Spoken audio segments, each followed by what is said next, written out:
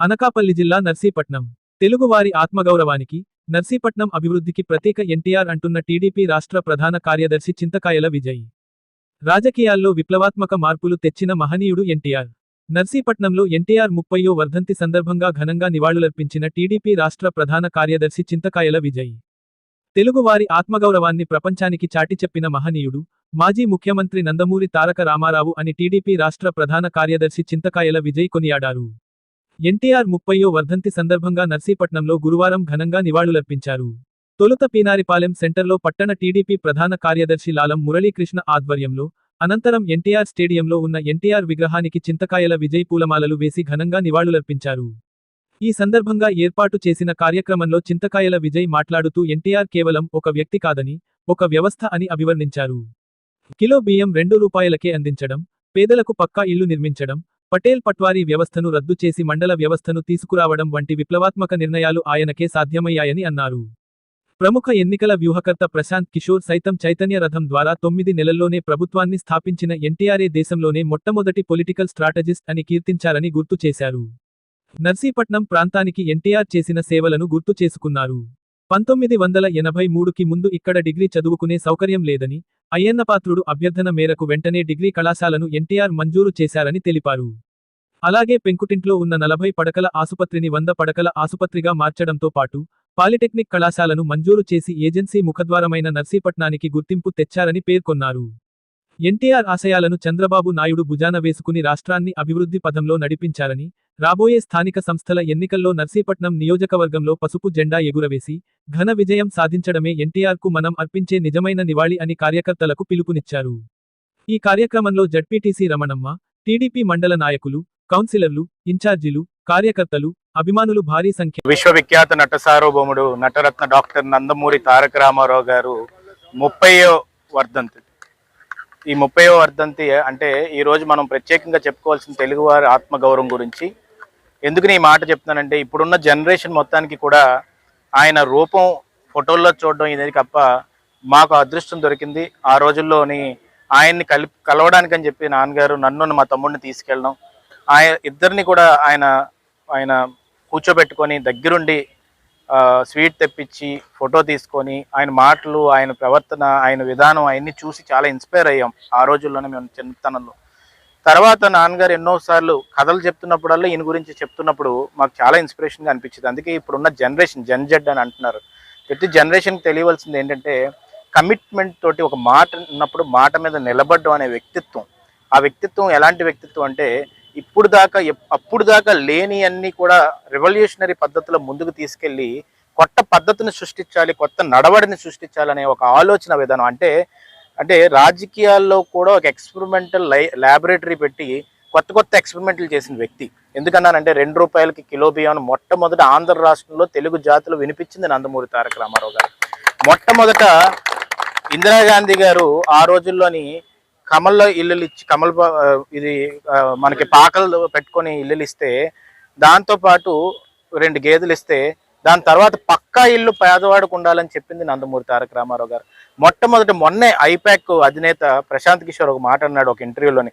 ఏంటంటే, ముఖ్యంగా first time మేము ఏదో స్ట్రాటజిస్టులు చేస్తున్నాం, కానీ మొట్టమొదటి స్ట్రాటజీ అనేది పుట్టింది నందమూరి తారక రామారావు గారి వల్ల. ఎందుకంటే 9 నెలల్లోనే ఒక వ్యాన్ ని తయారు చేసుకొని, ఆ వ్యాన్ లోని ఏమాత్రం ఏసీలు ఏం లేకుండా ఒక ఫ్యాన్ తోటి 9 నెలలు రాష్ట్ర వ్యాప్తంగా తిరిగి గవర్నమెంట్ ని స్థాపించి రికార్డు స్థాయిలో తీసుకొచ్చిన వ్యక్తి నందమూరి తారక రామారావు గారు.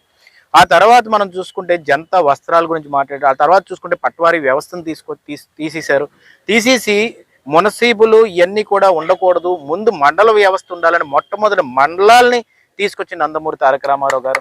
ఈ రోజు అందుకనే నేను ఏమంటున్నానంటే, మన నర్సీపట్నం ప్రాంతం గురించి మాట్లాడు, ఇప్పుడు దాకా రాష్ట్రం గురించి మాట్లాడాను. నర్సీపట్నంలోని 83కి ముందు డిగ్రీ కాలేజ్ లేదు. అందరూ కూడా డిగ్రీ చదువుకోవాలంటే కాకినాడ వెళ్ళాలి. ఇక్కడికి వచ్చి డిగ్రీ కాలేజ్ ఎక్కడ పెట్టాలో చెప్పంటే, అప్పుడు 25 ఏళ్ళు వయసున్న అయ్యన్నపాత్రి గారిని అడిగినప్పుడు, అన్న మీరే గైడెన్స్ ఇవ్వండి అంటే, డిగ్రీ కాలేజ్ అల్లూరు సీతారామరావు తీసుకొచ్చింది నందమూరి తారక రామారావు గారు. 100 పడకల హాస్పిటల్ ఎప్పటికీ కూడా మర్చిపోలేం. ఒక పెంకుటిల్లో ఉండేది ఒక హాస్పిటల్ మనకి 40 పడకలతోటి. ఆ పెంకుటిల్లో ఉన్న హాస్పిటల్ని 100 పడకలు తీసుకొచ్చింది నందమూరి తారక రామారావు గారు. పాలిటెక్నిక్ కాలేజ్ తీసుకొచ్చింది నందమూరి తారక రామారావు గారు. మొట్టమొదట ముఖ్యమంత్రి అనేది జనాల మధ్యలోకి రావాలని ప్రజల వద్దకే పాలన తీసుకొచ్చింది మన బార్కాస్ మీద మొట్టమొదట మీటింగ్ పెట్టింది. ఆ రోజుల్లో బార్కస్ అనేవారు, అది ఇప్పుడు పోలీస్ గ్రౌండ్స్ అయింది. అక్కడ మొట్టమొదటి మీటింగ్ పెట్టింది నందమూరి తారక రామారావు గారు. ఇన్ని గుర్తులు నర్సీపట్నానికి తీసుకొచ్చింది నందమూరి తారక రామారావు గారు. అందుకే ఆయన ఎప్పటికీ కూడా మరవలేము, మర్చిపోలేము. ఈ రోజుకి కూడా నేను ఏమంటానంటే 80లో కాలేజీలు తీసుకురావడం వల్ల, వెంటనే శాంక్షన్లు ఇవ్వడం వల్ల, నాన్నగారికి ఆ రోజుల్లో అయ్యన్న పాత్రుడు గారికి టెక్నికల్ ఎడ్యుకేషన్ మినిస్ట్రీ 85లోనే ఇవ్వడం వల్ల ఈ ప్రాంతానికి ఒక గుర్తింపు రావడం జరిగింది. ఏజెన్సీ ముఖద్వారం అయిన ఈ ప్రాంతం అంటే చాలా ఇష్టపడేవారు. అందుకనే ఈరోజు కార్యకర్తలందరూ కూడా ఎంత హింసపడినా, ఎంత ఏదన్నా కూడా గట్టిగా నిలబడ్డారంటే ఆయన ఆశయాలతో ముందుకెళ్తున్నారు కాబట్టి. 95, 96లో చంద్రబాబు నాయుడు గారు ఆశయాలన్నీ కూడా భుజస్కంధాల మీద వేసుకుని ముందుకు తీసుకెళ్లారు. ఈ రోజు అదే వారసత్వంలోని, అదే బ్లడ్తో పుట్టిన నారా లోకేష్ గారు ఈరోజు యువగలం పాదయాత్రలోని ఇన్ని వేల కిలోమీటర్లు నడిచి ప్రజల వద్దకు వెళ్ళారంటే ఆ ఆశయాన్ని లక్ష్యంగా తీసుకొని, ఏదైతే అంబేద్కర్ గారు రాజ్యాంగాన్ని పట్టుకొని ఆయన నడిచారు. ఎందుకు పట్టుకొని నడిచారంటే అంత నమ్మకం కాన్స్టిట్యూషన్ మీద, ఈ పార్టీకి కానీ, ఐడియాలజీకి కానీ. తర్వాత ఇవన్నీ కూడా కార్యక్రమాలు చేయడంలో ఆయన స్ఫూర్తిగా నిలిచారు. ఎంతో మంది దాని తర్వాత వెల్ఫేర్ పద్ధతులన్నీ కూడా తీసుకొచ్చారు. తర్వాత రాజశేఖర రెడ్డి గారు తీసుకొచ్చారు, ఇవన్నీ తీసుకొచ్చారు. కానీ ఇవన్నీ కూడా మొట్టమొదట మనకి నందమూరి తారక రామారావు గారు స్థాపించినవి. తర్వాత చంద్రబాబు నాయుడు గారు డ్వాక్రా మహిళా సంఘాలు పెట్టి ముందుకు తీసుకెళ్లారు. ఇవన్నీ కూడా నేను చెప్పుకుంటూ పోతే ఒక పేజీ, ఒక పుస్తకం, ఒక ప్రస్థానం అవుతుంది.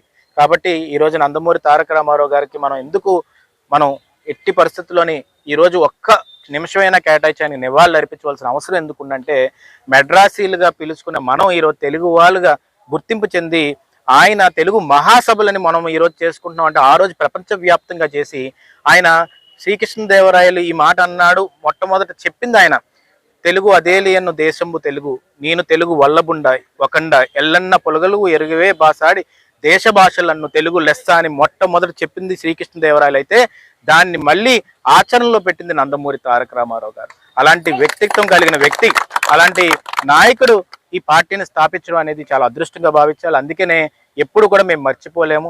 మొట్టమొదట్లో అయితే మేము దేవుళ్లాగా ఆయన ఫోటోని పెట్టుకొని ఉండేవాళ్ళం. అలాంటి స్థితిని మాకు కల్పించారంటే ఈరోజు రాజకీయంగా ఇవన్నీ అంటే అది మొట్టమొదటి నందమూరి తారక రామారావు గారు. దాని తర్వాత చంద్రబాబు నాయుడు గారు కూడా అదే మంత్రి పదవుల్ని అయ్యన్న పాత్రుడు గారికి ముందుకు తీసుకెళ్తే ఈ ఆశయాలన్నీ గుర్తుపెట్టుకుని ఆయన నిజాయితీగా బతికారు. ఈ రోజు మళ్ళీ నారా లోకేష్ గారు అయ్యన్న పాత్రుడు గారు కనబడితే చాలు నించొని దండం పెట్టి ఒక రెస్పెక్ట్ ఇస్తారు ఆయనకి. అందుకని ఆ రెస్పెక్ట్తో కూడిన, గౌరవంతో కూడిన పార్టీలో ఉన్నందుకు చాలా అదృష్టంగా భావిస్తున్నానని చెప్పి ఈ సందర్భంగా చెప్పదలుచుకుంటూ, నేను కార్యకర్తలకు పిలిపిస్తుంది ఏంటంటే, ఈ కార్యకర్తలు అనేది పట్టు కొమ్మలని చెప్పిన వ్యక్తి నందమూరి తారక రామారావు గారు. ఆయన ఆశయాలు తీసుకొని రేపు రానున్న రోజుల్లో లోకల్ బాడీస్ ఎలక్షన్స్ వస్తున్నాయి.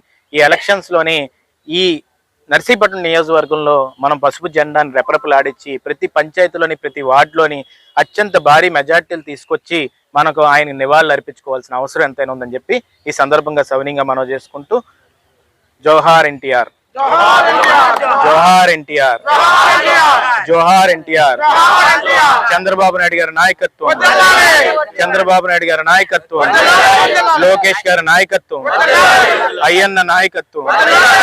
జై తెలుగుదేశం.